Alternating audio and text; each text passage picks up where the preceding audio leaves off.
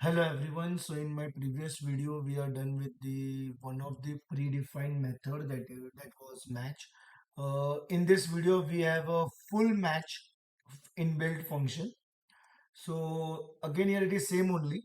We are asking user one input, enter a pattern to check, and that will get stored in S. And we have predefined string that is hello world.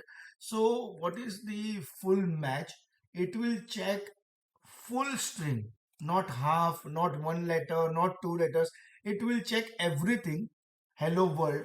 If it is there, then only full string match, otherwise not match. So we will check the output also, F5. And suppose if I write hello world first time, full thing, we are getting full string match. Okay. But second time run, and if I write only hello and W something like this, full string not. Suppose third time, if I at least, like if I remove only one last letter, okay, only one last letter, still it is not match. So full match will match your entire string with the given string.